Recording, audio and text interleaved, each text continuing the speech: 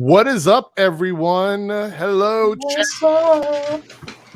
Welcome to the Weekly Geeky. I'm really excited this week. We have two absolutely amazing topics. And somebody got a text message. It's the wife. She's wondering why we're not live yet.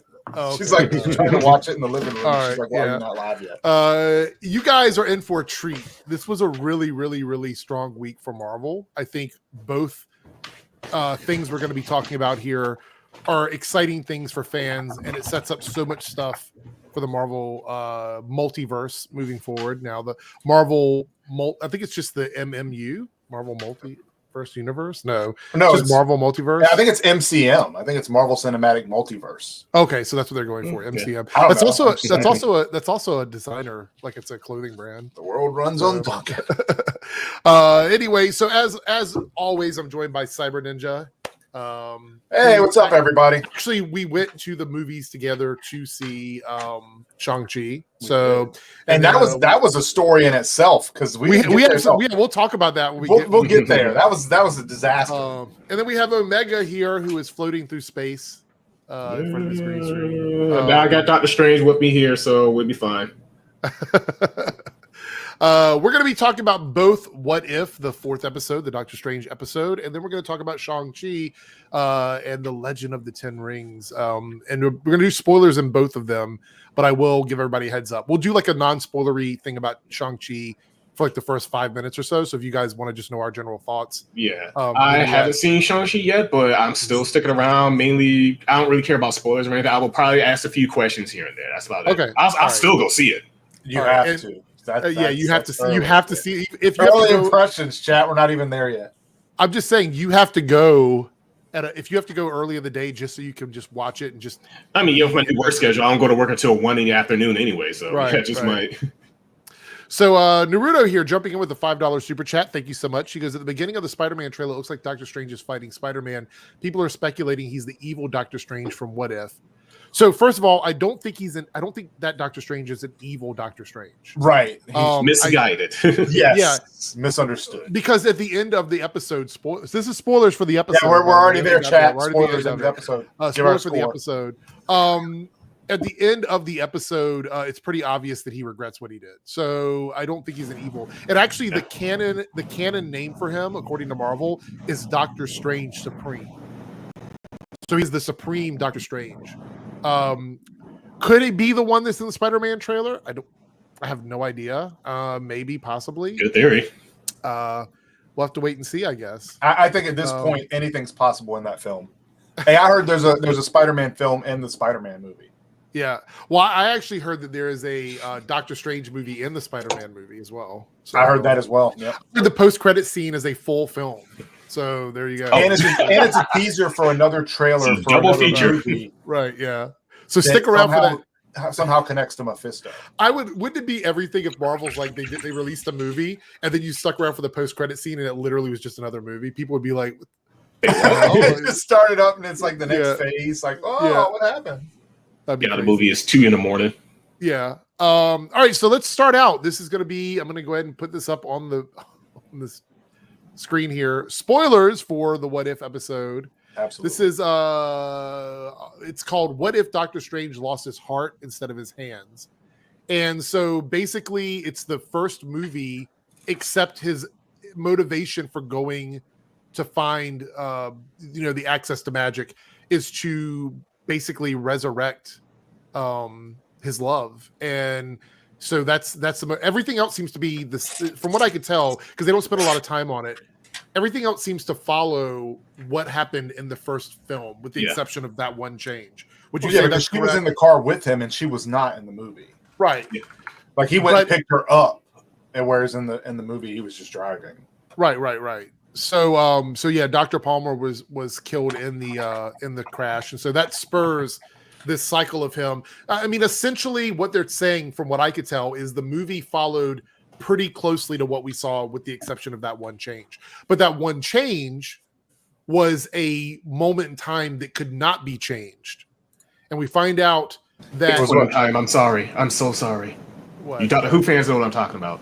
Oh, anyway, go for it. because it would be a paradox, and he says this in the episode. It's like she was the catalyst for you becoming Doctor Strange. Therefore, you going back and saving her would never make you Doctor Strange, so you could never go back and save her. So it's a moment in time where it cannot be changed which is also it should tell people that in the future, if you go back in the past to change something, that means you always went back to the past to change something. So if it changes your direct path, you can't go back and change it. If you change the past, if you change the future, you change the past. Yeah. So how did you feel? How did you feel about this rule of not being able to change certain events? Does this make sense to you, or? Yes, because it doesn't for him specifically. Yeah. Absolutely, I think. Yeah, for this particular person, again, once you go through all the weird time theories and stuff like that, because the one quote I just said before, you change the past, you change the future, you change the past. That was from Final Fantasy 13-2, the main villain Kaya's Ballad says that, which 13-2 was actually a good game. The rest of them, not so much. Anyway, because that whole game pretty much deals with time travel, and that's their theory. Is like every time, past, present, future, all taking place at the same time. If you change this thing, then this also has to change to accommodate that. Right. There's no window of when it hasn't happened. Yeah. It always happens. And a good thing to point out is the repercussions for what he did only affected his universe, which means that's why that point in time was so important, because it really just affected his world, his timeline, his reality, basically. It's kind of like it's depending on that person. Say if you just regular person just goes and say I have like a cheese sandwich instead of a ham sandwich or something, that's really not going to change that much. But being the Sorcerer Supreme and him going back to basically make it so that he's not Sorcerer Supreme anymore, that's going to, being that he's that important of a person, it's just too big. Well, there's a lot of issues with that too. It would have, if they wouldn't have been able to stop Dormammu, which was a big deal. Like Dormammu would have taken over the world because that would have happened. So there was a lot of reasons why. Cody here, Team Eric member, also giving a $10 super chat. Thank you so much. You go, Shang-Chi's timeline wise is late March, early April. Fun fact, which means it's slightly before Falcon and the Winter Soldier. Okay. Also, Doctor Strange Supreme has a Funko listing for Doctor Strange into the Multiverse of Madness. I want that one. So this character is not going away, which is interesting. Which is really cool, because as we're going to talk about, that Doctor Strange is really busted. Thank you for that info, Cody. Much appreciated. If you were lactose intolerant, that cheese sandwich, I would change it to something. Actually, it just might. What if that that lactose intolerance caused you to use the bathroom and everything, and then all the waste from that goes into the sewer, which causes some mutation in some weird parasite or something, which ends up causing the Las Plagas or something. Yeah, he's doing it again. All right, so I'll let him know. This episode was one of the first episodes we've had where they didn't spend a lot of time like basically doing a scene for scene version of another movie. And I loved it. Captain Carter was basically a play on the first Avenger. The Star-Lord, T'Challa Star-Lord, was kind of a play on the first Guardians of the Galaxy, but with some slight changes. It had some stuff from Guardians of the Galaxy in there a little bit. And then the third one was basically scenes from other movies that we'd already seen, with the exception of the very end of the episode. This one spent maybe 5 minutes setting up what we needed to know, and then it just kind of went into its own story. So I really did enjoy that aspect of it. So essentially, Doctor Strange decides that he wants to save Dr. Palmer, and he uses the time stone to try to go back to that moment and save her. And through trial and error, he finds out that that's basically impossible. And the Ancient One is like, it's a point in time that can't be altered. And so he's like, well, I'm going to find out how, because what was the name of the what was it called? Library. Caligo. That one. I only know that from Lupin the Third. I was like, I can't. Yeah, okay. Count Cagliostro. He brings that up and then decides that he's going to travel to that time to go into that library to find the writings from this other sorcerer that has a way for them to alter moments in time that are not supposed to be altered. So when he does this, we don't realize it at the time, but the Ancient One splits him in two. Basically, he is the same person. She just allows, there's two halves of him. So he's not a whole person. And so when I saw that, I was like, wait, are we going to multi-timeline in the multiverse? And just one universe is going to have multiple timelines? Because usually they went with the one universe with the one timeline. But see, that's the thing. That's why I was like, wait, what are we doing? She just used the spell to split him in half. I think that's what it was. Probably. So it wasn't like a two different timeline thing. It was basically her creating another, creating a, like they told him that he couldn't do anything until he was able to combine himself back together. So I think she knew that by splitting him in half that they would have to. He's working with, even if he does succeed, he's only working at half power, while the other one would be like, no, I'm not doing it. This is wrong. Right. Naruto with a $2 super chat. A Black Widow episode was confirmed for season 2. Yeah, I think I saw something about that. And I wonder what they would do. Like, what would be what if Black Widow never went to Tony Stark's house or something? I mean, I don't know what it would be. Maybe it'll have something to do with the Black Widow movie. B. Allen Hart with the $5 super chat. Andy T. Merrick member. Thank you again, B. Allen. He says, I'll be seeing Shang-Chi tomorrow, so I'll stick around until you discuss it. Got to show my support. Thank you so much. We will have a non-spoiler thoughts and opinions before we get into like the spoiler stuff for the movie. Yeah, I haven't seen it either, but I'm still sticking around. I still care about spoilers, but if you do, go for it. Go ahead.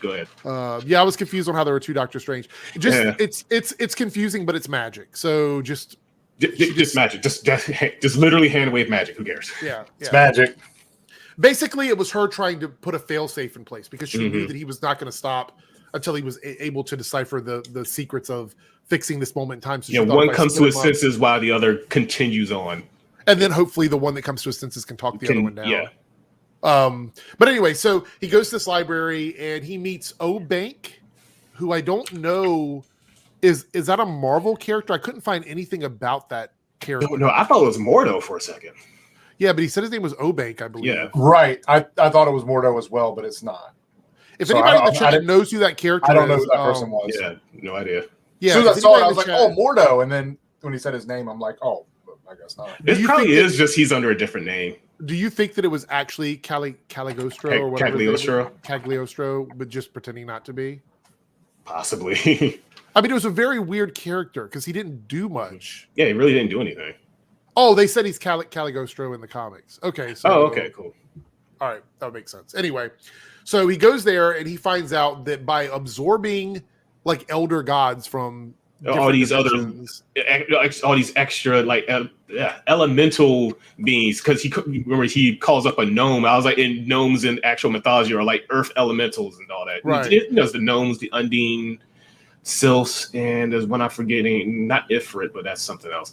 But anyway, he's calling up these little elementals, absorbing their power, because he starts off like at the top of that weird tentacle monster thing, right? Completely gets beat down. He's like, okay, I got to start smaller. So he just calls up this little gnome, absorbs him, then works his way out.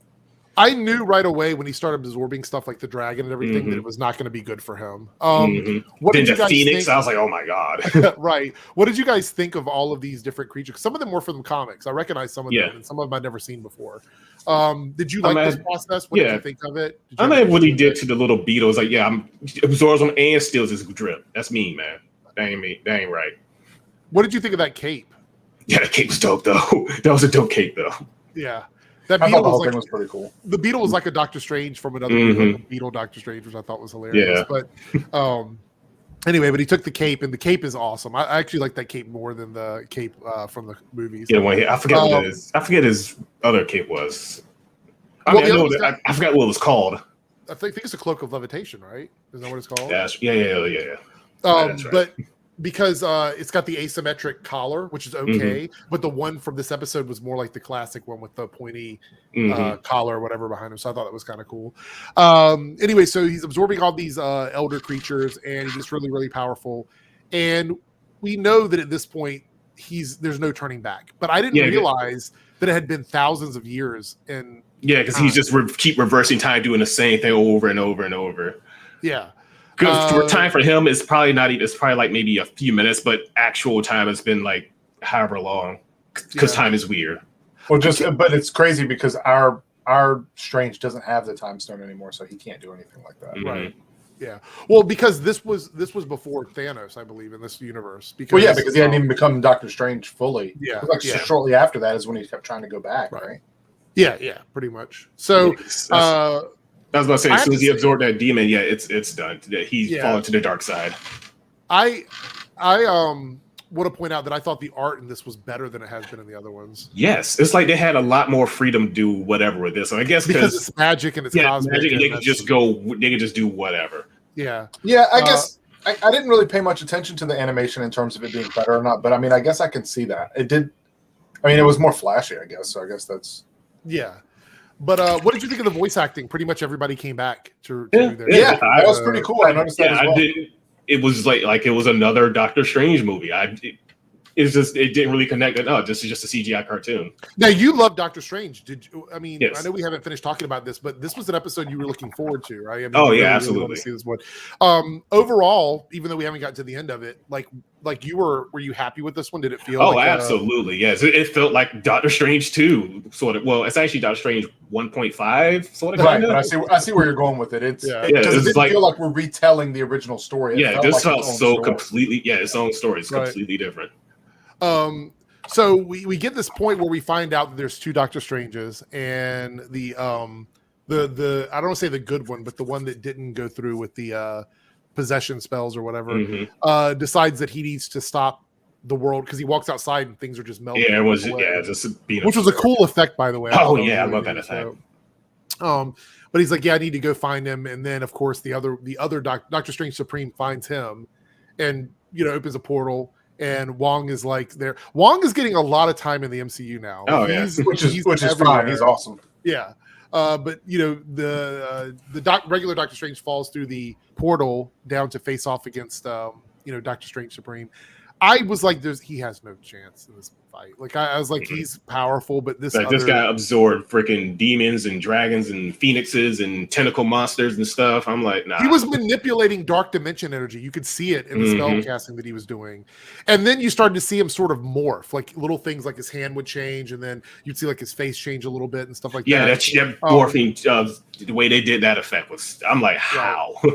Well, I know how. It's actually fairly easy. Basically, they have the regular Doctor regular Doctor Strange face. Whoa, calm down. And then they have the demon face, and they kind of like just hit a sliding scale to where it just morphs into that face. Right. Yeah. Did you think there was any chance that regular Doctor Strange was going to win this battle? I mean, did you? Nope. Absolutely not. Nope. I thought he was done from the moment that it started. Yeah, like, he's done. Well, just a cool fight, but he had no chance. But Wang put the Vishanti spell on him. I was like, this is gonna. That spell was as soon as I saw the runes going off, I was like, nah, it's over. As soon as he got rid of that one rune on his third eye, I was like, nah, it's done. It's done. So he doesn't kill him. He just absorbs him so he can be whole again. And so then he's able to go ahead and change time or whatever. But this causes him to morph into this weird like chimera type creature, and you see the world like falling around him. And when Christine comes back, she's terrified. She's terrified because he's a creature. He doesn't look like Doctor Strange, and she died, so she doesn't know what has happened. Like she's completely confused, and the world around her is melting away. Like she just had a car crash, wakes up, and then this demon thing is like in her face, and then the world's completely gone to hell, literally. Right. And she's just like, what is like, no, she didn't want this. This is the whole Mr. Freeze thing. When he finally brings back his wife, she completely hates him for that. Right. Yeah. Do you think there was any shot that she was not going to be terrified by this? Because this seems to me like it was going. Like I thought for a second when she saw him, I was like, is she going to be like Steven? But no, she was. No, she was just yeah. But he even tried. He used all of his power to try and stop it. And then we get probably the coolest moment in the episode. He talks to the Watcher. Yeah, the Watcher is just like because the Watcher's even saying like, will he succeed? Will he won't succeed? He looks back like, who's there? I was like, ooh, he notices the Watcher's looking at him. That's how powerful he was. Yeah, he's noticing the freaking Watcher. I was like, oh. But then the best part was the Watcher was like, look, this universe is done. I'm going to contain this. It was like, well, you're a god. I was like, no, I'm not a god. I just make sure that you ain't going to mess up everything else. Right. So he's just standing there chilling, and Doctor Strange. So, like, from what we saw after all of this happened is Doctor Strange Supreme is in a bubble of a universe. It's like this sliver of a universe where he's trapped inside of the space. I think he's coming back. I think we're going to see him in more things. This version of Doctor Strange. Mm-hmm. Do we want to see more of this Doctor Strange? Because Absolutely. this one is very, very different from the regular one. Yep. I want. We've already talked about how much I love grounded combat in live action films, right? I feel like that I can relate to it. It's just cooler to watch in a fight scene. But no one can deny the Thanos Strange fight being, one of the best. Literally what Dragon Ball Evolution should have been. And we'll get more about that with Shang-Chi. Right. So my thing is, if they want to bring that stuff in there and have them fight other things at that level, I'm all for it. But don't expect Winter Soldier to come out and take out Doctor Strange. But it's not, what I'm saying. But in general, I'm still all for it. Naruto with the $5 super chat. Did anyone feel like they were saying Cagliostro is the Watcher? I didn't get those vibes. Yeah, me either. But I mean, maybe I just wasn't looking at it from that perspective. I mean, I can understand that definitely, but it's just I know so much about the Watcher and the other cosmic beings. I was like, nah, that's not the same guy. Yeah, someone just coming into this might be. Yeah, I understand that, but nah. Yeah, I would say that Marvel's cosmic beings are so far detached from anything on the planets that it's really hard to connect those dots. You have characters at levels of like Silver Surfer or Franklin Richards or these characters that are powerful enough to compete with cosmic beings and sometimes surpass cosmic beings, but cosmic beings typically don't fraternize with they kind of people. So they kind of like just hang back and just not interfere so much, because when they interfere, it's like you need a hammer and nail. Here comes a jackhammer. Yeah, I mean, basically it would be like eternity chilling on Earth, having a couple cocktails. Like that's just not going to happen. I mean, just isn't going to be that way. But anyway, all right. So I'll say this: this was easily my favorite episode of the 4 that we've had. This is what I wanted. I want these stories that pull themselves away from what we've already seen. The only thing we had here similar to what we had in the movie was the catalyst for Doctor Strange becoming Doctor Strange. Yeah. Outside of that, it was a brand new story with brand new stakes in it. And so I did appreciate that. So for me, this was definitely like a 9.5 out of 10, almost a perfect 10 for me. I mean, the only thing I would say is that I wanted to see more, but I mean, I say that every time because I feel like they're so short. Yeah, but this is about as perfect as it's going to get for a what if episode. What are your thoughts on that? Like you were saying before, how things were kind of familiar. It was about 20% of things that was familiar, so it kind of gets you in there. It gives you a little base point, but then 80% just off the wall crazy stuff, which I'm all for it. Again, I love all the cosmic stuff and everything. Like when Loki was coming out, we were all like, wait, is the Living Tribunal? It's like, now it turns out not to be the Living Tribunal. But my score for this episode, 10 out of 10. 11 out of 10. Best episode. Not 10. I'm 10. really close to giving it a 10, but I'm so worried we're going to get even better ones. So I'm trying to hold. Well, so here's the thing, right? I gave the Star-Lord episode a 10 out of 10 because of Chadwick. Realistically, the episode wasn't there. It was just because of Chadwick's performance and Chadwick. That's why I gave it a 10 out of 10. That's my second favorite episode. Was that? Yeah, easily. This one for me had everything that I've been asking for out of a What If series since the start. Everything. Yeah. Crazy. And it's literally what if. This was the definition. It didn't leave really on a cliffhanger. It kind of ended. It's cool that it kind of ended. It ended with the universe ending. Story. Yep. And the only thing I want more from is because it was so good. This was, in my opinion, a perfect What If episode, and I will also give this one a 10 out of 10. Phenomenal. I want more of this in What If series, and even if we get one that's better, it'll still be a 10 out of 10. I'm fine with that. I can't justify giving this a lower score when it literally hit everything I've asked for. Why would I do that? So it's 10 out of 10 for me. It's great. Fantastic. Even with the T'Challa Star-Lord, with that one, I was like, I want to see how they deal with Ego now. Being that Ego pretty much takes Peter Quill and probably succeeds in what he was trying to do. I want to see how they deal with that. And this one, it's done. It's everything's completely. If he comes back, I would be like, "Oh my god!" How? I know. But how did he get back? But I'm not wondering what happens next because it finished. I saw. Yeah. So with this, I just want to chime in. I was going to say that if you've ever read the What If comics, that's kind of what happens. Yeah, I mean, I kind of like bad endings where everything doesn't work out in the end. I kind of like those because everyone did the good guy gets the girl or saves the day. Like no. What if the bad guy actually wins? Yeah, and it's also just to show you how things can turn sour off of one, one. I don't want to say one bad decision, just one different decision can just absolutely changed the course of justice or not justice, I guess is the way to put it. Well, B. Allen Hart says he didn't like it because it was too predictable because of the fixed point in time concept. I get that.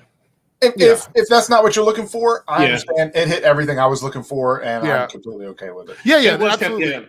I can see where you can see it was kind of time travel is one of those things where you either love the concept and that makes it good, or you hate the concept and everything else is awful because of it. And as long as time travel's done right, and since they kept this as a contained unit and it doesn't affect anything else, they kind of did it okay by saying he couldn't change it. So I was fine with that. Well, and it only destroyed his fragment of reality, his universe. So there was that. So, but I totally get it. If it wasn't your thing, for me, this is exactly like maybe not the time travel stuff, but this style of story is what I'm looking once you get the time travel, things just get nutty.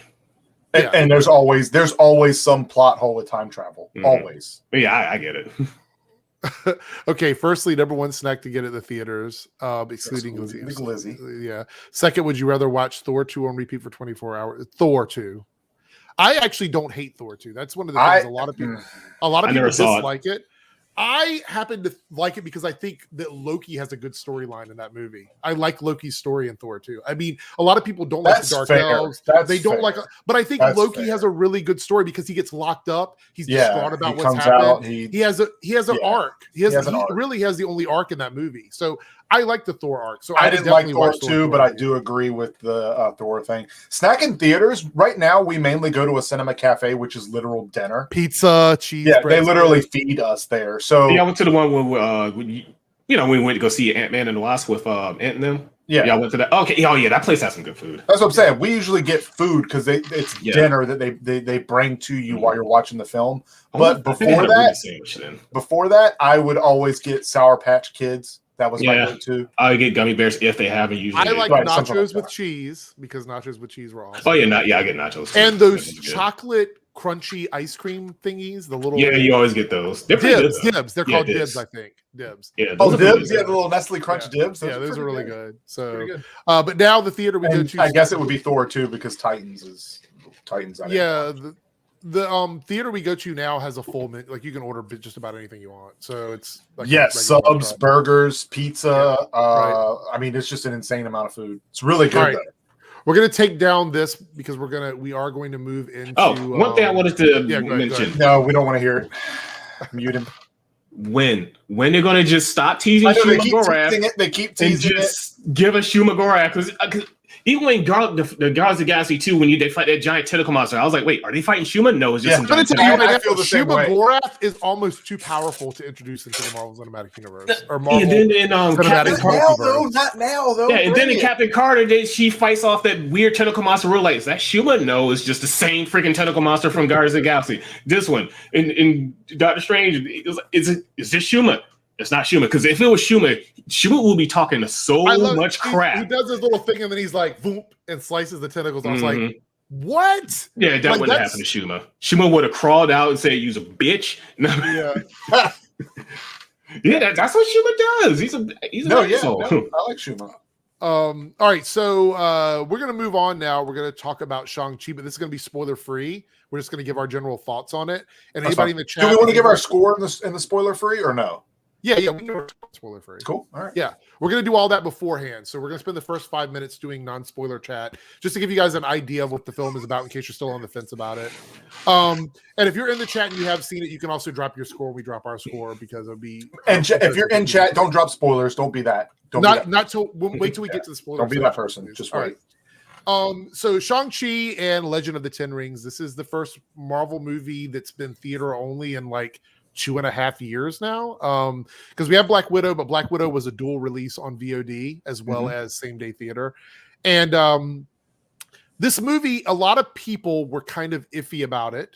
I saw a lot of people before it came out, they didn't know what it was going to be like. Either the trailers didn't grab them or they just weren't excited about this character. I was very excited about this movie. First of all, Simu Liu, who plays Shang-Chi, was on a show that I loved, which was Kim's Convenience. Really, really great actor. And I was like, there's no way he's not going to do right by this. It's going to be something that's going to be amazing, right? So I was very excited about it going into it. And I have to say, he did not disappoint me. This movie, for me, is one of the best things that Marvel has ever done. Ever. Because it's so vastly different from anything that's ever come out from Marvel. Is it a superhero movie? Yes. And that's the only thing that makes it feel like it's connected to what Marvel's formula is, because everything else different is from completely it's different from everything else I've watched in Marvel. It's which different. It's yeah. got a different culture vibe to it. It's got the characters are very different from standard characters you see in Marvel movies. I think it's just an amazing take on a character that could have went south quickly. Like this, like Shang-Chi in the comics is a character that's been reinvented. But if you look at what that character is, like a blueprint of that character, Marvel could have really screwed this up. It could have been really, really, really bad. Honestly, even in the comics, just a little history on the comics, this was like, I think the creator wanted to, the whole reason they even created Shang-Chi is because the two creators, I forget their names, they were just got finished watching Kung Fu and they wanted to make that character in Marvel Comics.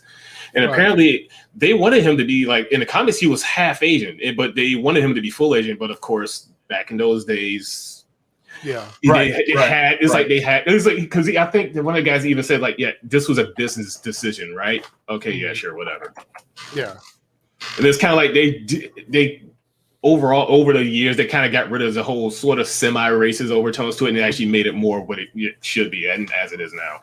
Yeah, which that's something I really don't know much about the character myself. I ended up having to go back and look up. I didn't know much about Shang-Chi. Like I literally didn't. I knew the character in the comics.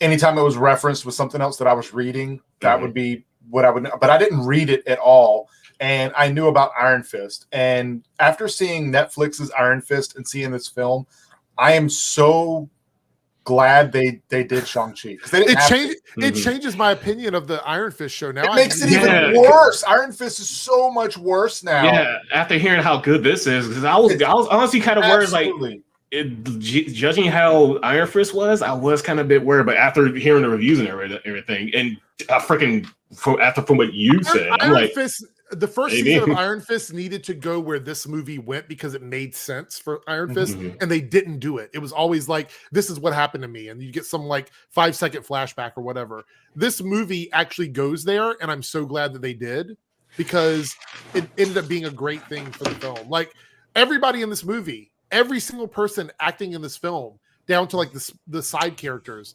feels important. They feel like they matter. The story feels great.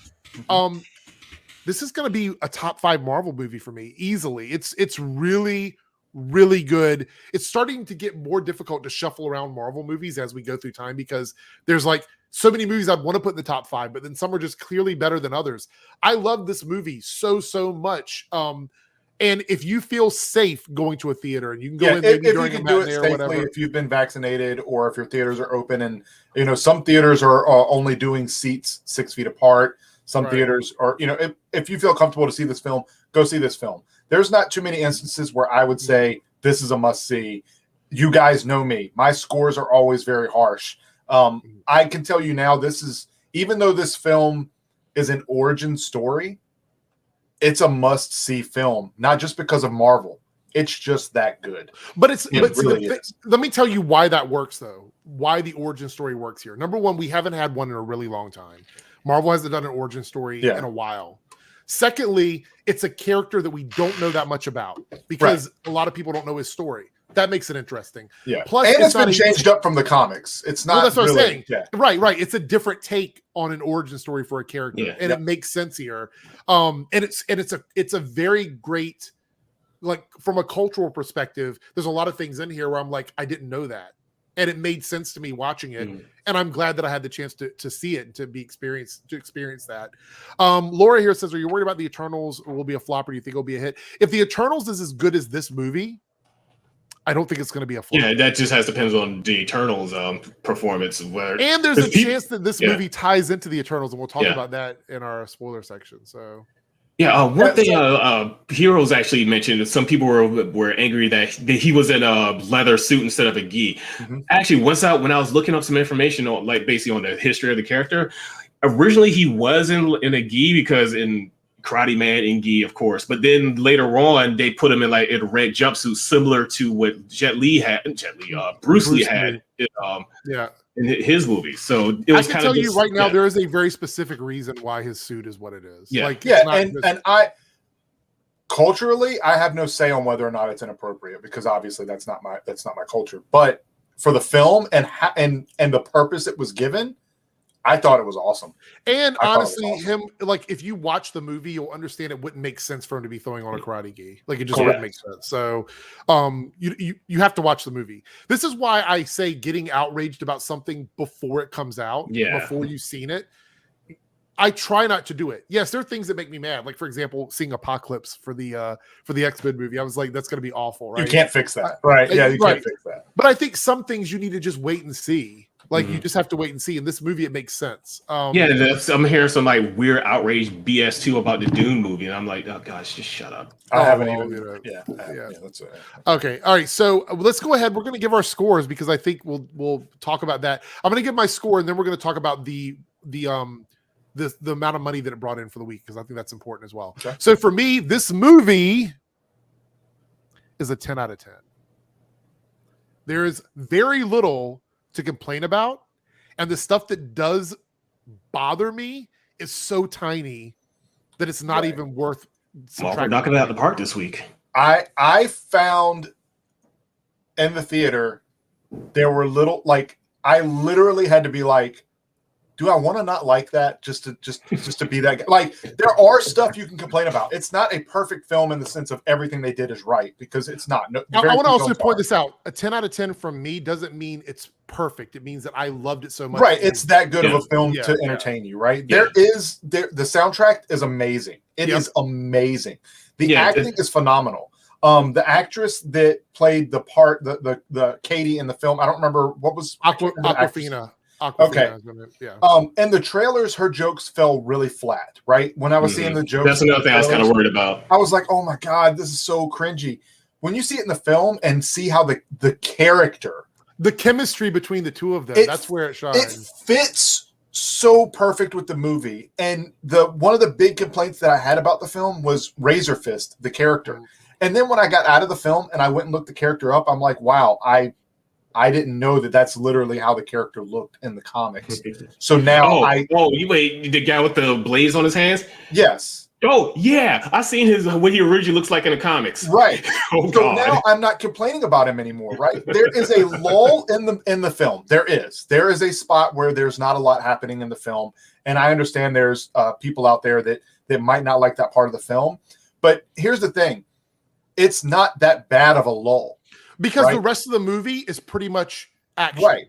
So the action is phenomenal, right? What they do with the 10 rings, I liked. The character is good. The acting is great. The soundtrack is great. I'm pretty much just stalling, guys. It's a 10 out of 10. Yeah.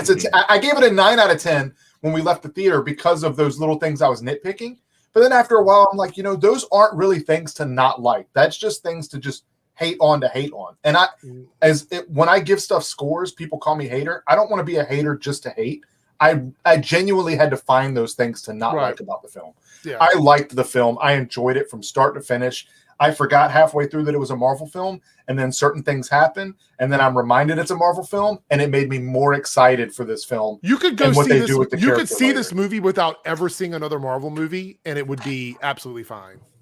I feel like this movie is just it's an individual film that the only setup that you get for anything Marvel is in the post-credit or mid-credit and post-credit scenes. Yeah, but even then it's like I said, we're not doing spoilers yet, so I don't want to talk about it other than saying this film is something you don't want to miss. It's culturally amazing. It is, for MCU, it's amazing. And just as a straight up action film, if you like old school martial arts films, it hits, again, just like the What If. It hits everything you're asking for. You want Marvel to be different? This is different. You like old action films? This has action. Good origin story, small lull, but not enough to really affect the film. Yeah. Go see it if you can. And if you can't, then wait for Disney Plus and get it. It comes out in 45 days now. So go see it. Yeah.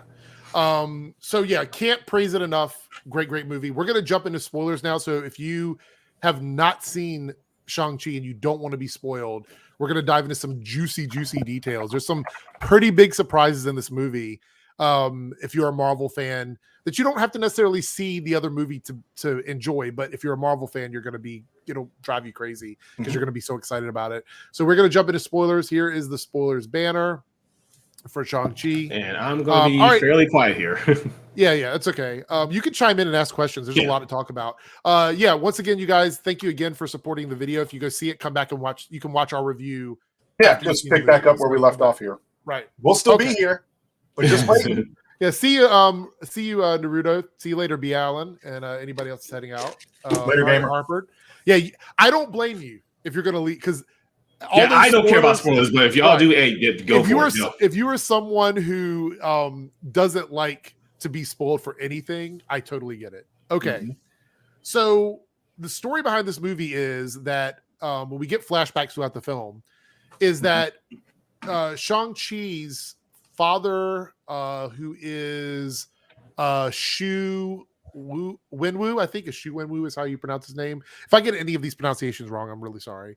But Shu Wenwu is his father, and we get a little backstory. Which, by the way, when Cyber was trying to watch this backstory, there was a waiter in front of him like the whole time. And I first, before we get into the film, because now we're in story time. Well, here we go. They told me I heard this about this from Nino. So here's the thing, right? I live now. Eric only lives about 20 minutes from the theater. Okay, I live about 45 minutes from the theater. The movie started at 6. You want to get there about 30 minutes early, even though it's assigned seating, because again, like we said, you want to order food, right? And they bring you food. You have a waiter, which is really good food, by the way. Shout out! It's phenomenal food. So we left at 4:30. We still had to drop my daughter Piper off because she wasn't going with us to the film, so we had to make a stop on the way. Less than like 5 miles from my house, the way the interstate goes, there's no other way to get to where we were going from point A to point B. There was a car accident.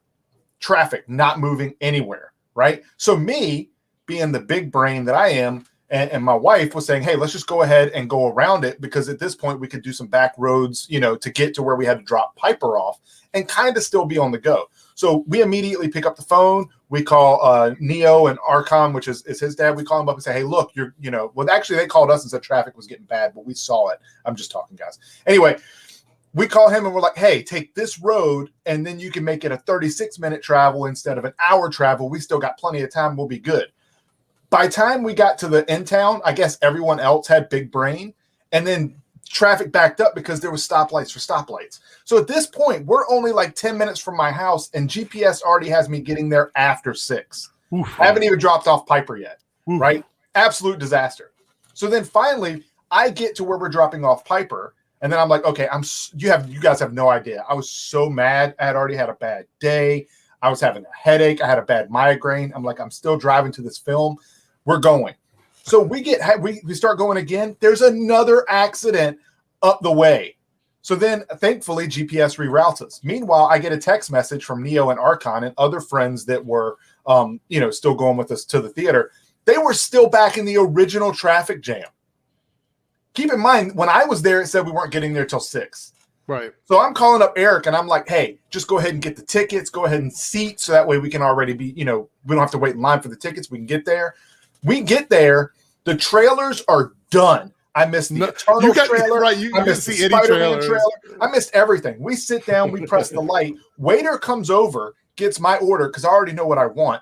Then instead of stepping in front of my wife to get her order, stays standing in front of me in a movie that starts with subtitles. I have no idea what happened in the first 10 minutes of the film because that waiter wouldn't freaking move. Because it's in Chinese and they had subtitles on the screen. I'm sitting there just like, yeah, you get whatever you want. Meanwhile, I have to wait, and then I'm like, looking over to Eric. I'm like, what? So what did they say here? So the beginning portion of the movie, I didn't really get. Okay, right. I'm done with my story. Right. It is not Sprite cranberry. It's just regular Sprite. I don't even know if you can get Sprite cranberry in America. I have to look and see. I'm mad again. Yes, but anyway, so the waiter was standing there, and I'm telling him like what's going on with his father. And actually, it happened a couple times because it was like every time there was a And they subtitle, would come scene, back to the get a waiter was refill here. and stand in front of me. Like, is there not anywhere else to stand? Is that the designated waiter stand spot? My seat? First of all, they normally kneel on one knee when they come in. No, they were like standing there, and they were coming there to pick stuff up, like to take away. And they're like, "Do you still want this? No, I want you to get out of my way. I'm watching a film. Can you move? So Well, here, take this while you go." So the story is Thanks. that his father had the 10 rings and had used it to conquer all of these different places in China, and runs this underground organization called the 10 Rings. And the rings are changed from the comics, as you saw in the trailer. Yeah. They're basically magical items. Like they can do all kinds of stuff. Like basically the user manipulates them in whatever way they need, whether it needs to be extra power in your punching. You can use it defensively. You can use it for ranged attacks. You can use it to I'm fly. positive we haven't seen everything that it can do. No, it does. They do a lot. The rings do just by themselves. Like even half of them is powerful because there's 10 of them and they can be used for different stuff. Anyway, so, early on, Shang-Chi's mother, who is, let me remember what her name is, Ying Li, I believe. Yes, Ying Li. She dies, and so he's in America, like living an undercover life, and he uses the name Sean, which there's a big joke about that in the movie about why is his undercover name so close to his real name. So, but he's there, and Aquafina as Katie is his best friend. They kind of live an uneventful life where they go and sing karaoke, and he's kind of just, it's basically everyday stuff that we all do. It's nothing special. And so when the action starts happening, we find out that his mother left him and his sister, who we meet later on, these jade, like almost like teardrops for that both The of them have. necklaces. Each one has one of them. Yeah.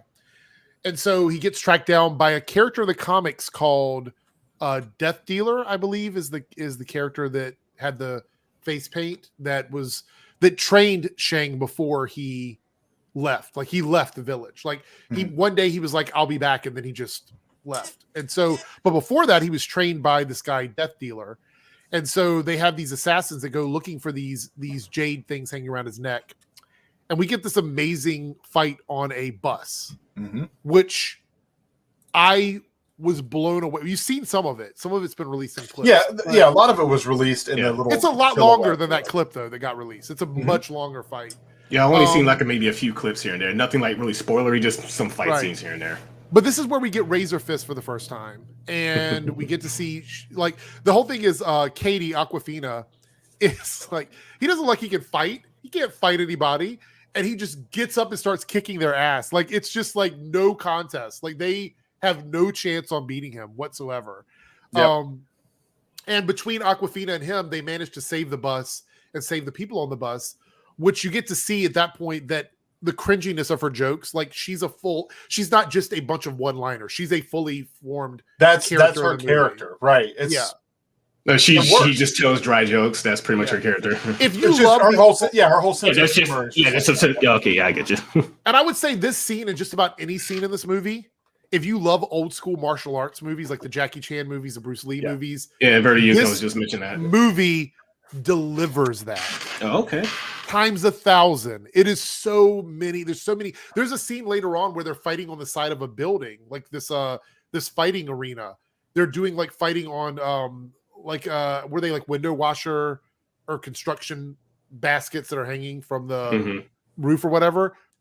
Amazing, just amazing stuff. And there's so many fights and scenes like that throughout the movie that it makes it well worth the price of admission. And at the end of the film, they gave a nod to Brad Allen, who passed away, which was one of Jackie Chan's stunt. Yeah.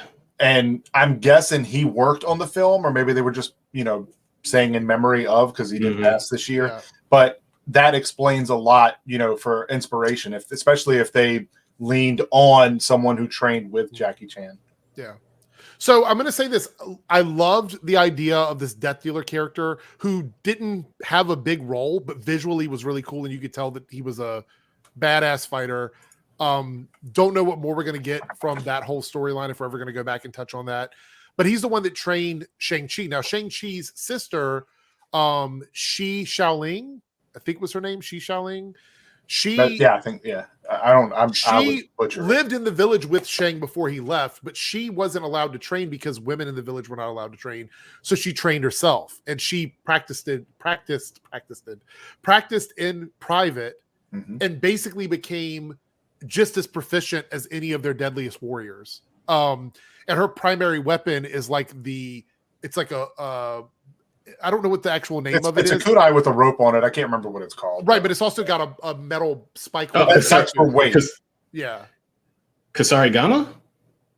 I don't know. I don't know what they're called, but I know what it is. It's the weapon that's the precursor to Scorpion's weapon in Mortal Kombat, whatever that's called. I don't know what the name of it is. But... Where it has the rope and the kunai on it, and you fight with it, and you can twirl it and kick it. Kasarigama. Well, Kasarigama is has more of a curve to. Well, this is basically it's just basically a dart or a it's arrow. A kunai. But yeah, Kasarigama kind of looks more like that with the rope on it. Yeah, but it's like that is kind of like that, like Axel from Guilty Gear. Oh yeah. Kasarigama, that's what it is. So she's got a role in the movie, and her story is very similar to Shang's, except she didn't run away. She wanted to have the empire that her father had, so she created this underground fighting ring that we get to see. So this is a cool scene. The fighting ring itself, you see all these different fighters in different rooms, and I'm sure there were Easter eggs in there. I didn't get a chance to see everybody. I'm going to see this movie more than once, though, so I'm going to definitely go in and check that out. But you can see all these fighting rooms, and you see that Katie and Shang are walking through this facility. And when they get to the big ring, like the main ring where they're going to fight at or whatnot, you see Abomination facing off against Wang. It is a cool fight. They actually fight. Really it's cool not fight. Like it's they actually fight. It's actually pretty cool. Yeah. Like he's essentially taking on the Hulk. Yes. It's pretty cool. Spoiler alert, he wins. He wins. Wong puts him out, baby. I thought Abomination was dead. No. He didn't die in the MCU. Which, by the way, we're not sure. Yeah, I'm getting the Ang Lee and the MCU mixed up. Okay. So Abomination is locked up, but it looked like Wong was going to where he was locked up and taking him out of there and using him, like letting him fight, because it looked like he was still locked up. It looked like Wong was taking him back to a facility, teleporting him into a room with like a cell in it. Anyway, so that's what Wong was doing when he left. Yeah. Pretty much. So the cool thing is the way he beats Abomination. He gets him really, really angry, right? And so he's coming at him and he's rushing at him with all this power, and he goes to throw a punch. Wong opens a portal and makes him punch through the portal, and then punches himself and knocks himself out. Now you're thinking of portals. Right. But here's the thing after that, which is a little bit more interesting. After it's over, Wong and Abomination leave together and go back and to Abomination is not a villain. No, they were friendly to each other, and he was like, "You're not." What do you say? Something about his punches, like you were doing something with your punches, and like that's not what I taught you. It's like what? So and then they go together into the sanctum, and the portal closes. Okay, so I don't think we've got there's an end credit scene we're going to talk about, but jumping ahead to that. I don't think we're going to get the Hulk back the way we want. I think Abomination is going to be the new Hulk. I agree. I think we're stuck with Gray Hulk. Yeah. Well, we'll talk about that later. But Abomination is also going to be in the She-Hulk movie or the She-Hulk TV show. Okay. Right. And we wondered why that was going to happen. What if he's not a bad guy? What if he's on there not as a villain, but he's there with She-Hulk, like just with her, like training and stuff. Like she needs a mentor. He's the closest thing to the Incredible Hulk that she has. So I'm wondering what role he's going to play. Anyway, it was a very short scene, but it was very exciting. And very impactful. Yes. In terms of what the F. Right. And there's more Wong later. Don't worry. He's not going anywhere. Yeah. So anyway, so we have these fight scenes and whatnot. And what ends up happening is Shang's father decides that he needs the tears, the jades from their necklace to put into this like statue that opens up a map, like this magical map that allows them to get through a forest to a mystical city called Tao Lo. And the forest is protected by magic. or this city is protected by magic, and the forest is protecting that because there's only one time in 100 years, or I think he said 100 I think it was years, like it might even be 1,000 years, where you can go straight through. There's a safe passage, right? And this dragon statue showed that path.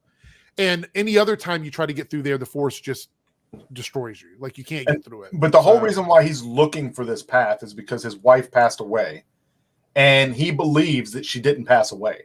That she went back to the city. That she's in that city, because she came from. Right, she came from that city. So that's the other thing is Ying Li, who is Shang's mother, was someone from this other dimension, this mystical city, and she had powers. She could manipulate air. And so she was a fighter who not only was more skilled than Shang's father, but she could manipulate the rings and manipulate air. So it was so he went there. What did he go there for? He went there specifically to get stronger. Was that what it was? Like he had all the money and fame he wanted. He thought there were magical creatures there that he could use, right. He talked about, and so he went there and met up with her, and she kicked his ass, basically, like whooped him, and then they fell in love that way. Right. So right. And so when she passed away, he had given up the 10 rings. Yeah, and they were together.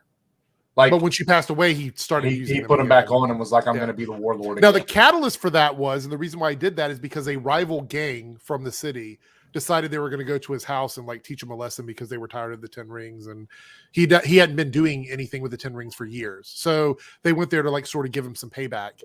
And his wife was like this Ying was one person against like 100 people. Yeah.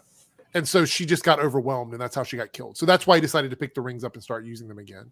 But he believed that she wasn't dead, that she existed in this other dimension in the city, because he heard her calling to him, which ends up not being her, but it ends up being the dweller in the dark, calling him from using the rings to contact him through this, like, he's in the other dimension, but he's in a dimension trapped in a cave in another dimension. It's a weird, like, it's a dimension inception, I think. Yeah, it's very confusing, but not really. Like the gist of it is this dimension is simply put there to protect him from getting out. This guy's a mind flayer. Basically, yes. Yeah. So, but the way it works is, and we'll get to that or whatever, he's locked up for a reason, and we'll talk about that in a second. But, this is where the down part of the movie comes in, where they're sort of trying to figure out if they want to go with their father to save their mother. Do they believe that she's actually alive and being held hostage by these people? Yeah. And it's sort of like the movie up until this point had been pretty much all action. So this was your, like, let's catch your breath and sort of before it picks back up. But we get a reveal in this segment that is like, what? Yeah, no, I was like, wait a minute. Wait, what? Okay, so this completely reverses my thoughts on the Iron Man 2 story. Iron Man 3. Iron Man 3 story. It doesn't change my opinion on the film, but it helps explain. It does, because okay, so in Iron Man 3, we meet the Mandarin, who's actually Trevor, who's an actor, a washed-up actor, who was hired to play the Mandarin and pretend to be part of the 10 Rings to scare the world. That was for the Extremis program. That's essentially what it was, right? It was one of the, like, I remember it being like one of the worst things that had ever happened in a Marvel movie. People hated this whole twist, 100% right? 100% agree. Then they had the one-shot episode, which was where they all hail the king, where he's in prison and he finds out that there is a real Mandarin and there's a real 10 Rings and, that kind of thing. We're going to talk about this after we'll talk about it here. So anyway, I thought we'd never see this character again, because I'm like, we're doing the 10 Rings, maybe we'll get a Mandarin, which, by the way, in a lot of ways, even though in the comics it's not the same character, his father was the Mandarin. Yeah, I could see that. That. Well, he even kind of said that they gave him the stupid name, but yeah, he's like, it's an orange or whatever. Yeah, it's like it's an orange there, but it's my 10 Rings. Right. So he allowed him to play up this role because nobody knew that he was this person. Like, he didn't care. So he allowed Trevor to do this. they broke Trevor out of jail and had him locked up. They were going to execute him. Right. They had him locked up in his father's basement, but he was so funny that they decided to keep him alive as like a court jester. And even she says that, like Shang's sister says like a court. No, I think it was Katie. It was Katie. Aquafina. She said you're like a court jester, and he's like, yeah, you know, I guess pretty much. So he's still alive. He's still alive. He's actually working with the Mandarin. And he plays a big part in the back half of this movie. He's a character that's alive. He's pivotal into what happens next. So because he actually gets to talk to this magical creature called Morris, who is like it's like a chimera with no head. It's got bat wings. Yeah, it's a faceless pet with wings. It's very interesting, but he can understand it. Yeah. Whereas I'm assuming other people probably could too if they were around it long enough. Right.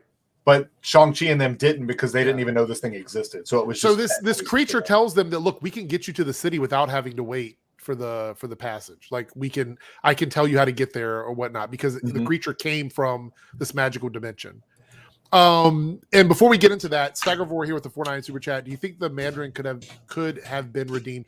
If you're talking about the fake Mandarin, yeah, I think as a character, he's not a villain. He never he was playing a role. Right. They got a plush toy for this thing. Yes, that's not surprising. Sure. This character is going to be a breakout. That creature Morris is going to be a Christmas thing. Like people are going to be buying that.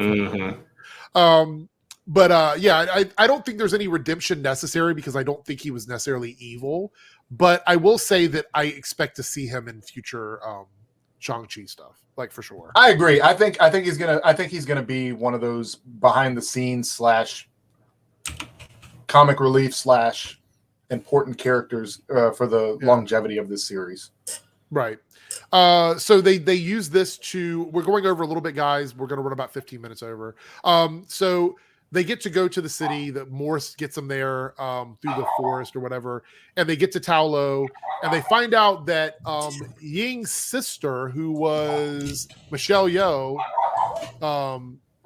Ying Nan, her name was Ying Nan, has been there, and she knows the whole story of everything that's happened. And so she gives us what I would consider to be the only real exposition dump that we get in the movie, which is the explanation of what they do in their dimension. We also find out, oddly enough, that wherever they're from, because I don't think we actually get the name of where it is other than the village of Taolo, it's hyper advanced. There's huge cities there. Like, we didn't see them in the movie, but we see the wall art and all the scrolls and everything and stuff. That there are cities inside this dimension. So it's like another Earth. Can you guys still hear the dog? Yeah. Yeah. She mad about something. But anyway, so we get to this other dimension. We find out that it's basically this other Earth with like its own set of rules with all these fictional characters, which, by the way, they take the Chinese artwork and the sculptures that we've seen over the years and turn them into real living things. Like the lions and the horses and stuff that you see in a lot of that artwork are like alive. Those chow dogs and all. Yeah, but they're huge. They're huge. Like they're the size of cars, or even bigger. Some of them. Oh yeah, they're way bigger than cars. But they look great. Special effects of this movie, amazing. Okay, I gotta see that because I'm a huge sucker for like fantastical creatures and CGI. Well, stuff. There's tons of it in the third act of the film. They're everywhere. Right. Okay, I gotta see it. Basically, in Taolo, this village, they've been responsible for watching the Dweller in the Dark, like because they had to fight them off before, because they were going to destroy their dimension, and then they wanted to get to Earth and destroy Earth. So they were like sort of what Doctor Strange does on Earth to protect it against dimensional creatures. That's what this Dweller in the Darkness creature was, or whatever. They got help from a dragon who is a water dragon, and his scales are magical, and they're the only things that can actually hurt the thralls of this Dweller, which goes out and collects souls and takes souls back to him to power him up. To make it stronger. Yeah. These creatures, you can't cut them, you can't stab them, you can't shoot them. The only way you could stop them is by hitting them with a dragon scale. That's the only way you can do it. So a lot of their technology. So the dragon provided them with its scales so they could make weapons and so Monster armor Hunter. and Yeah. armor, which is why out of dragon Shang-Chi scales. is wearing That's why that, because that suit his is made outfit of is dragon made armor. out of the dragon scales. Yeah. Yeah, That's so they why went it's full. not a They key. just went full Monster Hunter with it. Okay, gotcha. Absolutely. I mean, pretty much, yeah. 100%. Yeah. Oh, so 100%. this is what Monster Hunter should have been. By the Dude, way, it's crazy. this act, once they get to Tao Lo, the movie becomes anime. It's basically just 100% anime. live Like, action anime at this point, right? Fireballs my attention. anime. It's So- not even. It's crazy. So the thing is that Shang's father still wants to go to this city, and he's going to get there no matter what. So he manages to do that by using the information they gave him with the map and everything. So he wants to go there because he still believes that his deceased wife is behind calling that out for door. him. Now the door is protected by dragon scales. It's a wall of magical dragon scales that are keeping the dweller from getting out. All right. So during the time and while this is all going on, Shang's sister gets a new weapon, which is basically the same weapon she had before, but it's got the dragon magic in it. And she gets to train there because women in this mystical city are revered just as highly as the male warriors. Like it's all equal. And Aquafina's character, Katie, gets a crash course in like Archery. archery. And she's pretty good at it. Yeah. So that happens, and it's sort of like they make fun of it too in the movie. She's like, "I've only been doing this for like a day," but I know it. She's already hitting bullseyes. It was funny. But it showed that she had a proficiency in it. So yeah, she had a talent. That's yeah. I mean, I don't expect her to do like Hawkeye level, but she's just happened to be pretty good. And that's important because she's not, even though she helps later on in the film, she's not Hawkeye. Right. But she can still use the bow and arrow. Yes. Okay. So his father gets to the city, and of course he's immediately like, "I'm going to go save my wife or whatever," because he hears the dweller pretending to be his wife, calling to him through this door or whatever. So Shang's like, "No, I'm not going to let you do that." So he starts fighting with him, and he's kind of holding his own for a little bit because he's got his bow staff with the. I did see this clip. That was a cool fight. I did see that. But once his father decides that's it, it's like he's like, "I'm not playing with you anymore, boy." I did see that part. He just went, "Bow!" And I was like, "Oh, the clip in." And he falls into the water, and we are like, "Okay, what's going to happen from here?" Because at this you point, actually don't see him for a while. Right, the 10 rings are fighting like all of the people from Tao Lo, like all the people from this village, and you can't really see like a clear winner. They're kind of going back and forth a little bit, and the way the fighting's going. But at this point, his father flies from the edge of the village all the way to above the water to this cliffside where the dweller is being kept or whatever. So this is where they pause the movie. Yes. For us in the theater. It was like literally like right at the point where he was going to use the 10 rings to what we perceived was break the door down, and the lights cut on in the theater. And the movie stops. And the movie pauses. Neo told me about this. Yeah. And we find out that somebody about 3 rows down from us had been having a seizure for 30 minutes in the theater. And the people next to him had to finally go and get help because they didn't know what was going on. And this person was by himself. Yeah, he went and saw the film by himself. So he was having a seizure in his chair, and they had to bring in medics from outside. We didn't know what was happening. It was a very scary thing because everybody's like, "What is going on?" Anything could have been going on at that point. But they paused the movie for like 35 minutes, almost 40 minutes while all this was happening. We were sitting there waiting for them to get that. And thankfully, in the row behind him was military EMTs. Oh, cool. They were able to actually administer, not aid, but basically know what to do. They knew what to do to keep him from further hurting himself. And the people that were sitting next to him were helping out. It was great. A lot of people were helping. Everybody sort of pitched in. And they called the EMTs. And he was coherent. He was conscious when they came. By the time they were leaving. Yeah. But it was probably 35, 40 minutes, and you could tell that the staff there hadn't dealt with anything like this. Right. And the EMTs really stepped up. Like they were calling, because the guy was also military, or had been, like I guess his ID showed military. Yeah. So they were calling their resources, like, "Hey, I need you to do me some favors. I need you to find this pain, find next of kin." Neo Phoenix was with us as well. And so they were. I mean, the swiftness that people were going to get this man care was a pleasure to see, but it was a terrible situation for that person. And I hope that he's okay. And I hope that the theater lets him come back for free and see the rest of the film, because it was right there at the end. And but I think there's a lot of parts in the movie if you're going to see a movie on Thursday, you are a true fan. So right, really because it's a midnight release essentially. And I think there was some scenes in the film that had some flashing lights, and maybe he was prone to it, and maybe he didn't know, or maybe he didn't know that he was prone to it and it just happened. But and usually that's in the fine print, like it'll say like flashing lights. Yeah, it was definitely a scary situation. Seizure warnings and all that. But after it was out, the theater came in and they were like, "Hey, look, we're glad you guys are okay with what transpired." So they actually rewound the film. Yeah, we got to see like another. We got to see 20 minutes. We got to see the fight scene again with him and his dad. Yeah, they went all the way back to that, and then started the film back over. Yeah, so we got to see the rest of the film. So anyway, that was a little portion where that happened. It's kind of crazy. All my years of going to movies, I've never had anything like that happen. So that was kind of different. Anyway, so we get to that point where we see Shang in the water while his dad is knocking the wall down and letting these creatures out. They start to get out a little bit. They're attacking the village, and we get to see Razor Fist is like, "We don't need your help. We can beat," because they had won at this point. They were pretty much won, over the Talon good people. guys. Yeah. And then they realize that these soul stealers can't be hurt by regular. No, because they went up there. One of the soul stealers went up and killed Death Dealer, and took the soul back through the gate. That essentially the Mandarin, we'll call him, had put a crack in it, and that's how they were able to come out and start stealing souls. Yeah, and you can't stop them.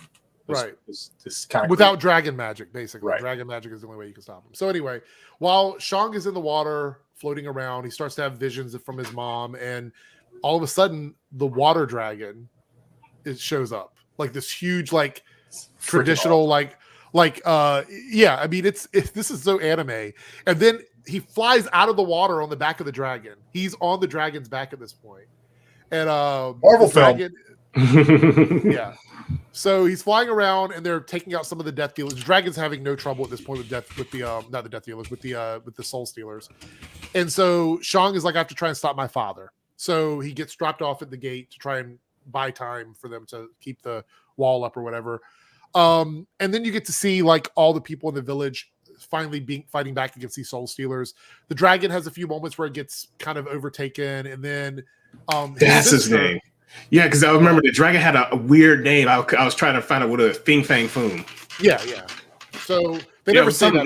They never say that in the movie, though. They probably want to change it. They called him Great Protector or Shin Long, which, by the way, that's like, Shin Long just means dragon. Yeah.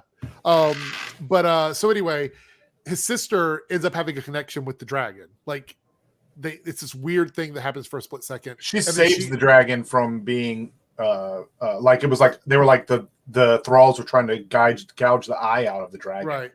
And she saves and then she ends up riding the back of the dragon, which is so fucking crazy. Like, I'm sorry for the swearing, but it was so fucking amazing. Okay, I gotta see this. So anyway, Shang is fighting his father. That's a great fight, right? And this time, his father is using the rings like projectiles more and more. And all of a sudden, he gets up and he's got the rings like floating around him in gold instead of blue, because his father's rings were like a dark blue, purplish, and the Shang has them in their gold. And he starts, it's a couple battles or whatever. They fight back and forth a little bit like this, and he's kind of shocked that his son can use the rings or whatever. But then he does like the Kamehameha. Oh like builds the rings, and the rings start spinning up like they're gonna like absolutely annihilate. Right. But anyway, at this point, the Dweller breaks out of the actual like barrier and kills the Mandarin. Sucks, takes his soul, sucks his soul. And this creature looks crazy. Like, it doesn't look like the comics. It does have the tentacles and everything, but it's like a mix of like a xenomorph and a bat. It's very scary looking. I've never seen a creature like this from any other movie that I've ever watched. It's quite different. It's huge. So anyway, and then we get to see like Shang and his sister on the dragon, fighting the dweller in the sky, like this big anime battle between them and everything. And then his sister falls off, and this is the catalyst for him to start to feel a bit more emotion, to use the rings a bit more. And he just like they I think he like I don't know what you would call it. The dragon starts, the soul starts to sink from the dragon. He's trying to save his sister. There's all this stuff going on. And Katie uses her arrow to shoot the neck of the dweller to stop him from stealing the soul of the dragon. And then Shang goes full anime level up and uses the rings to like basically go into the chest of the dweller. And then all this power and energy starts going everywhere. And there's like this huge explosion from where he's manipulated the energy from the rings. And it's just with like the scene is so, I can't even tell you, like, you'd have to see this. It is so anime because he pulls all the rings back up and then he's able to fly like his father did by using the rings. And just crazy final battle. And yeah, go ahead. Katie makes a point of saying that he was using, the Kamehameha stance for the fireball and all that. So I just want to point it out there that somewhere in the MCU, Dragon Ball is canon. I'm just saying. Pretty much.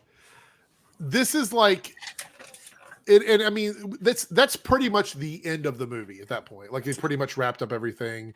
There's a few small character moments in there, but we're not going to dive into all of that. So we'll get to the end of the film. So the end of the film is basically Shang and Katie are back in New York, or no, I think it was San Francisco, back in San Francisco. And they're with their friends, and they're telling their friends this story, and their friends are just like, "You're just like whatever." Bullshit. And then we get Wang showing up through a portal, who's coming back to those two and saying, "Hey, you two, you need to come with me because we have a lot to talk about. There's a lot we need to figure out." Yeah, and he's like, "Do you still have the rings?" And he's like, "Yeah." He's like, "Bring them." It's like, "Oh." Yeah. Okay. So the rings were kind of ambiguous in the movie. Before we get to the end credit scene, we just point out that we didn't really know where they came from. They didn't specify where they were from. They just said that his father had come into possession of these rings and he'd had them for thousands of years at this point. And so we know that the rings are at least thousands of years old. We don't know how old they are or where they came from. Okay. And they're extremely powerful. It's like cosmic level powerful, right? All right. So then the credits roll, they leave with Wong or whatever. The end credit scene is them examining the rings, like looking into them and to figure out what they are, where they came from. Yeah, because Wong they're kind uses of magic to break them apart, kind of like showing you, like, look, here's what's inside your rings. Right. I don't know what this is. No one knows what it is. They can't figure it out because it is so foreign to them. There's nothing in any of their books. Yeah, he Walt said no it. clue. He said there's nothing in our books about this, that we don't know where these come from. He said, but what's even crazier is if you go down to the microscopic level of these rings, they're sending out a signal. And they didn't start sending it out until Shang got them, because all of a sudden the Mandarin was using them for evil purposes.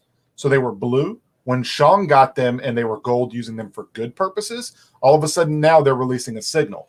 So Wong is talking to his comrades to see if they had ever seen them.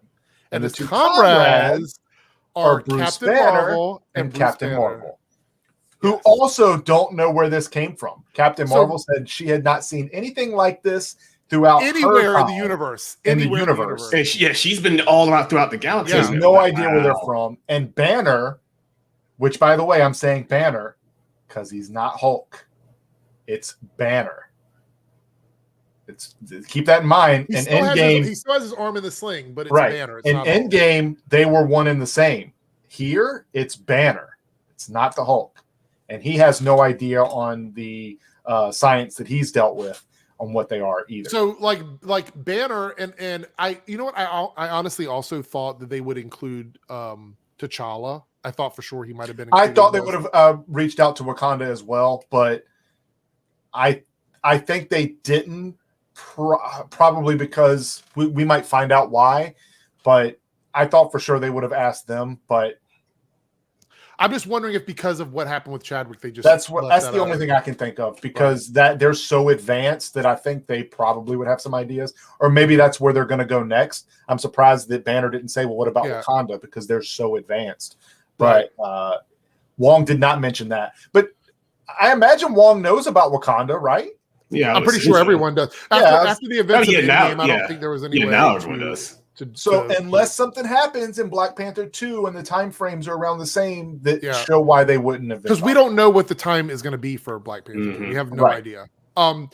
Anyway, so all we know now is these rings are so old that there's no record of them with any of our modern people around or whatever. They're alien. They have a consciousness, and they're. This is Eternals tech. No, this is the Eternals tech. Exactly what my wife said on the way home. She goes, I wonder if that's Eternals tech. And I'm like, oh, wow. That makes sense, because that's the next film. Yep. And that would also explain why they are coming back now. Like they were not around. Now they are. Yeah, I remember that. That beacon have been something to tell them that, hey, something's coming. Because it says that they don't know what caused, like, I guess in the trailer, you can't say anything about trailers, but, they were talking about the deviants are coming or whatever. That beacon could have been sent out to them. Maybe it wasn't because Thanos snapped or whatever.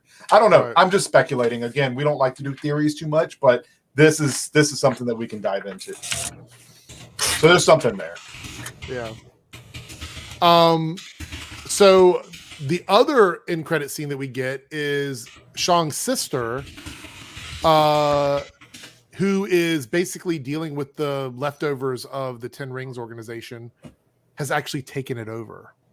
She was supposed to shut it down, but she didn't.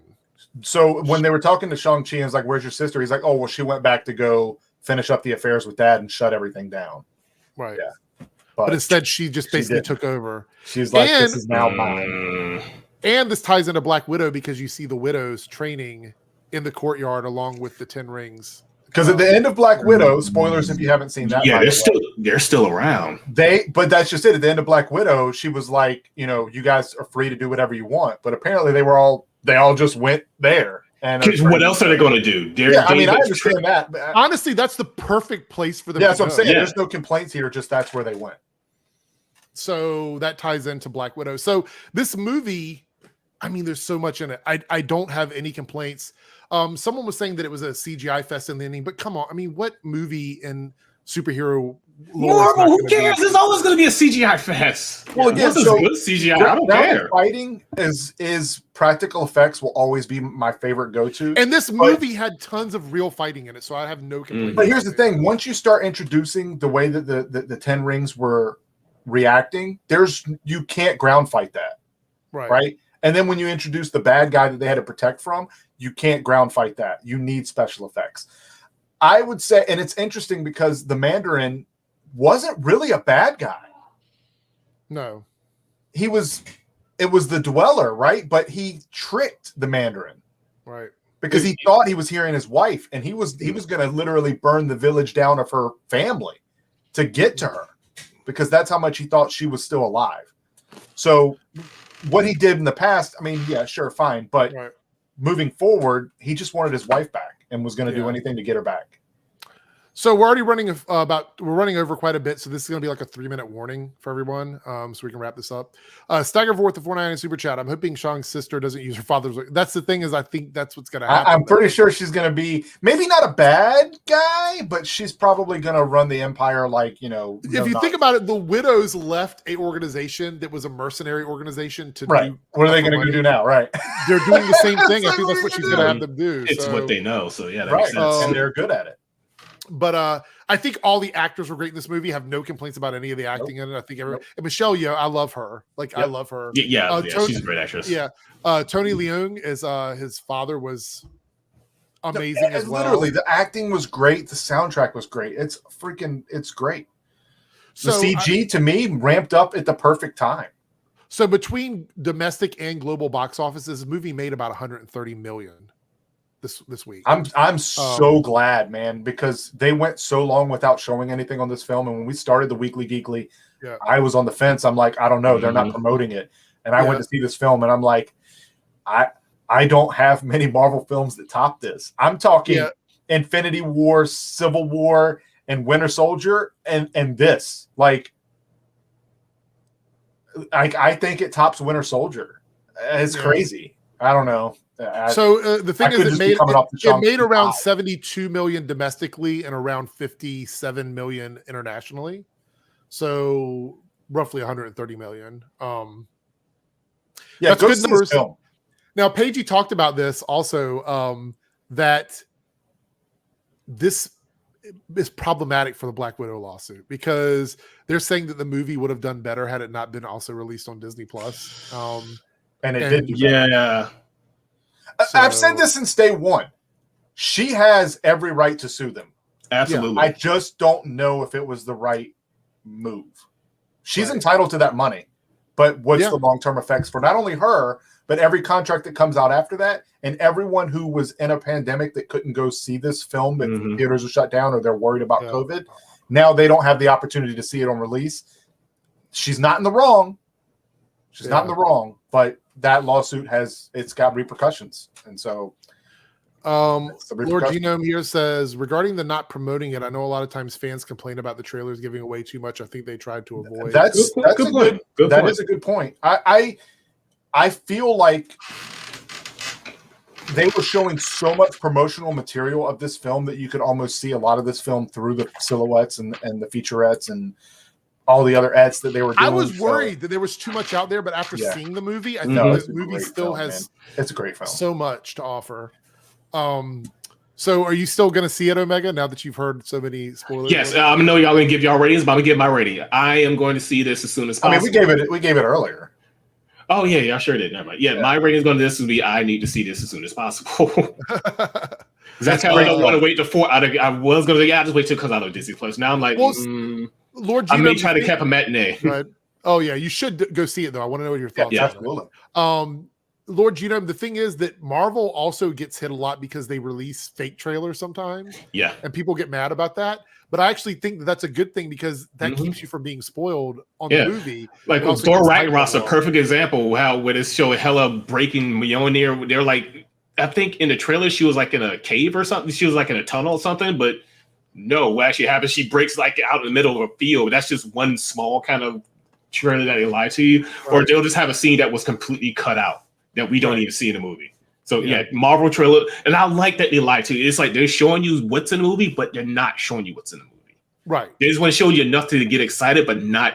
I'll tell you this: there's a lot of scenes from Infinity War and Endgame trailers that never were in those movies. So yeah, like when the Hulk was running in that one scene, and it was he was in it was just Banner and the Hulkbuster. Yeah. Anyway, all right, guys, that's pretty much it. We're going to get out of here. I will catch up with you everyone next week. We're going to have more What If to talk about. Maybe we'll get some more footage from Spider-Man or something to talk about that.